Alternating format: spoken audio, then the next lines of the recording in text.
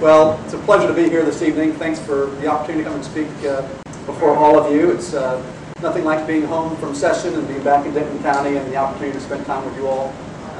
As you all know, you all are the heart and soul of our organization, and really enable us to serve and give us the opportunity to be down there and represent you.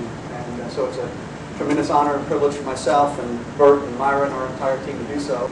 Maybe give you some session highlights, if you will, some of the things I think we've accomplished that were beneficial to those of us here in Denton County and in Texas as a whole. For starters, let's talk about the budget. I really am very pleased as a fiscal conservative with what we were able to do. We were able to pass a budget approximately of $180 billion. It's a conservative budget, despite how you look at it. If you look at the calculation of the increase in population growth, or you look at that combined with the growth in inflation, any of those various standard metrics for a conservative budget, we really did a very good job. So it was a very big accomplishment, I think, that in this environment, we recognize that the best thing we can do to promote our economy and grow it, and grow jobs and give entrepreneurs and small business folks the opportunity to succeed, is to take the burden of government and bureaucracy off their backs. And that's what we really tried to accomplish in that particular piece of legislation.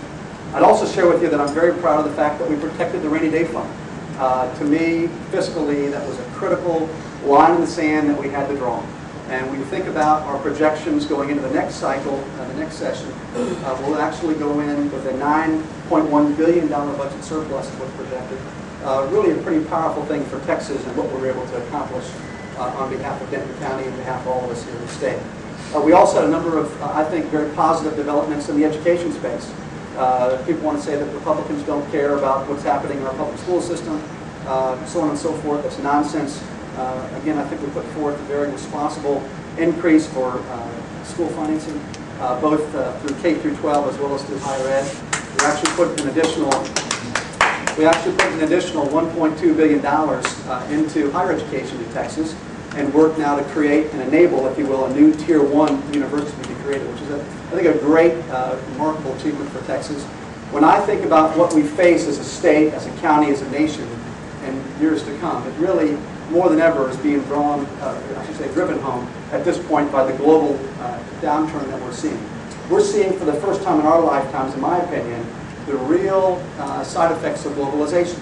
And as a result of that, we're going to have to become more competitive and more educated than ever before.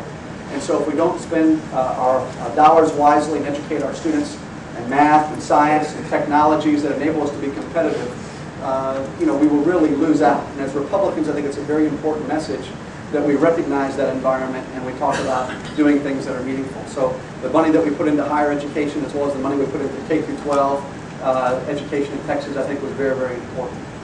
We also put some money into border security, which I think is something that definitely needed to be done. Aside from the issues around legal immigration, which of course we can talk about at length, the realities are that we face very significant criminal issues with the gang activity coming across from our southern border directly in the Dallas-Fort Metroplex and in Houston and San Antonio and Austin. And putting forth a physical presence to protect ourselves down there was very, very important. I had the distinct honor of serving on a couple of committees. One, I was the vice chairman of a newly created committee called Technology, Economic Development, and Workforce. And it was a tremendous experience and honor. I'm excited about what we can do in the interim. But it's really all about, when you think about it, making sure that our workforce is competitive, making sure that our people, our citizens of Texas, as they graduate from high school or they come out of college or mid-career, have to go back for retooling or reskilling, that they have the ability to do so. And an economic environment that supports entrepreneurs and new businesses coming to Texas. As you all know, Texas now leads the nation in the number of Fortune 500 companies that are here. And so we're very proud of the fact that Texas is open for business. We really believe that we're the envy of the country in terms of the economic model that we put in place. We've been the most pro-growth, pro-business, quite frankly, pro-family state in the country. We want to keep it that way. And for those of you that ever read The Economist magazine, I might share with you some interesting reading. There's a great article that came out last month that compared the Texas model versus California. And it really talks about very clearly why we are doing so much better and why we're the model for the country. And so, we feel as Republican lawmakers down there in the House that we're really protecting the last bastion of freedom and opportunity in America. And I'm not looking at our economic situation through rose-colored glasses. I recognize that we're in a downturn. Many of us have personal life, family, and friends as well that are looking for work. But the reality is our circumstances here in Texas are far better than the rest of the country. And for that, I'm very, very thankful. So, bottom line is that, we certainly accomplished a number of, I think, very positive things for Texas. We were disappointed with, obviously, a lot of the partisan nonsense at the end with the 5 days of chubbing. But the reality is this really gets back to what you all are here to do tonight and what our mission is in the next couple of years and to perpetuity. And that is we've got to work hard to rebrand our Republican Party. We've got to work hard to get grassroots Republican conservatives elected to office. It'll make all the difference. I think a lot of good, well-meaning people across this country elected Barack Obama not recognizing what would happen. I think they feared for their jobs and they thought change was going to be something of benefit. They're good people. They can be reached out to. They can understand our message. And I think what's happening is they're turning. They're recognizing the mistake and the error of their ways. And it's happening in Texas, and it's happening in Pennsylvania, and Ohio, and Michigan. And it gives me great excitement about this next election cycle and what we can do. As you all know, I didn't think we all talk about every election cycle. This is the most critical one in a generation. I don't think we can, that term is probably used, quite frankly, way too often.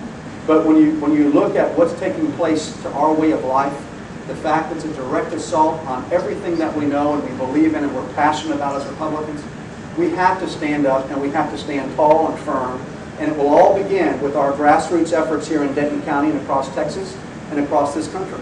And if we don't stand up, who will? That's really the question. And I don't want to be, as my good friend Latham Watts talks about, I don't want to be someone who 5 or 10 years from now is asked a question by my child or a grandchild 20, 30 years from now that says, what happened to America? And have to explain America used to be a great place. We have got to step up, we've got to fight, and we've got to work. And it could not be more clear, the stakes could not be higher. And when you think about redistricting here in Texas, think about that. We really, as Bert said, we are effectively at a 74-74 split in this Texas House. We've got to pick up 6 to 8 seats. So I implore you not just to work hard here in Denton County, but to work your networks of supporters and friends all across the state to elect Republican conservatives, because we need their support. We need their assistance on that floor. I was with a gentleman last night that says, Ken, why can't you get things like voter ID done? Why can't you get illegal immigration reform done? Why can't you get all these conservative measures of important policy done? And he says, you get this huge conservative majority down there. And I said, excuse me, what are you talking about? I said, we have a 76-74 majority. And the reality is that, as Bert pointed out, Edmund Kemple went down, so we're there at 75. And the reality is that, we've got to work hard to build our numbers, pure and simple. So it's a pleasure to be here tonight. It's a pleasure and a great honor, the greatest honor in my life professionally to represent you all. And let me know if I can be of service in any way. The first Saturday of every month, starting here in September, I do a coffee and donut gathering in my office in Flower Mound. And feel free to come and see me if there's any issue ever on your mind. Thank you very much.